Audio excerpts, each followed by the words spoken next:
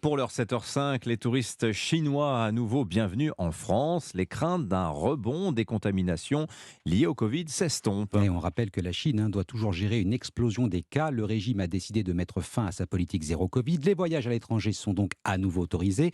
Inquiétude des pays d'accueil face à l'afflux attendu de touristes potentiellement porteurs de la maladie.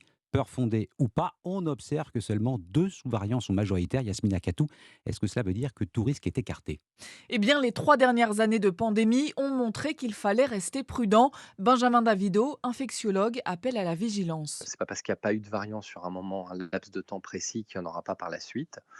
Il y a un institut très sérieux anglais qui s'appelle l'Institut Air Infinity et cet institut fait la modélisation avec un risque de rebond du Covid autour du mois de mars en Chine et ou ensuite en Europe. Mais la fin de la politique zéro Covid en Chine pourrait être bénéfique pour l'avenir de la pandémie dans le monde. Peut-être que ce dernier maillon de la chaîne qui finalement était quelque part des irréductibles chinois, s'il fallait trouver une image, font que peut-être qu'on va arriver dans une situation où le virus ayant circulé de façon pandémique dans l'ensemble des pays du monde, ayant créé une sorte d'immunité collective mais transitoire, fait que peut-être que le virus va enfin se saisonnaliser. Il sera donc intéressant, dit l'infectiologue, d'observer dans quelle mesure la Chine sera capable ou non de gérer les prochaines vagues. Yasmina Katou, spécialiste santé à Europe 1.